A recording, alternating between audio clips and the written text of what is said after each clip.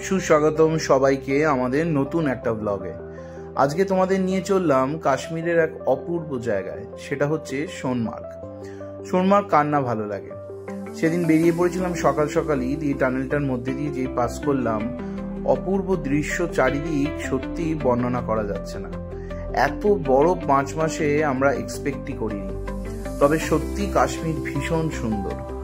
কিছুক্ষণের মধ্যেই পৌঁছে গেলাম সোনমার্গে। চারিদিক সাদা হয়ে আছে। সত্যি কতটা ক্যামেরায় তোমাদের সামনে তুলে ধরতে পারছি জানি না। আমরা দুজনে প্রচন্ড আনন্দ করেছি।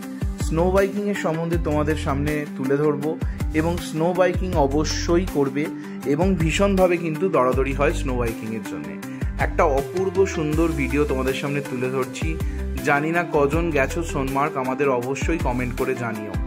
সোনমার্গ সত্যি সুন্দর এবং কাশ্মীরও। কাশ্মীর কোনো অংশে সুইজারল্যান্ডের থেকে কোনোভাবেই কম নয়। আমাদের দেশে এত সুন্দর জায়গা থাকা সত্ত্বেও আমরা অনেক সময় ভয় পাই বা অনেক সময় যাই না। কাশ্মীর ভীষণ সেফ। আগের ভিডিওতে তোমাদের জাবেদের নাম্বার দিয়েছিলাম, নির্দ্বিধায় ওকে কন্ট্যাক্ট করতে পারো এবং ভীষণভাবে সেফ কাশ্মীর। কিন্তু তোমরা অবশ্যই ঘুরে এসো সোনমার্গ। এটা মার্চ মাসের সময় আমরা সোনমার্গে দারুণ স্নো বাইকিং করেছিলাম।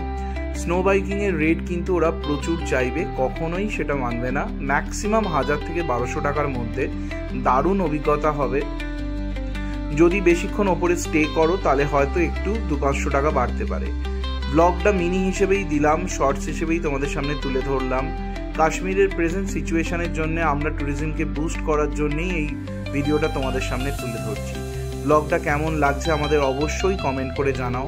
কাশ্মীর সত্যি সুন্দর, না গেলে ভীষণভাবে মিস করবে। আমাদের তরফ থেকে 100% রেকমেন্ডেড থাকলেও কাশ্মীর এবং সোনমার্গ তো অবশ্যই যাবে। এই সোনমার্গ তোমাদের সামনে তুলে ধরলাম একটা ছোট্ট ভিডিওর মাধ্যমে। কমেন্ট করে প্লিজ জানিও কেমন লাগলো। আমাদের সঙ্গে থেকো, তোমাদেরই চ্যানেল। টাটা।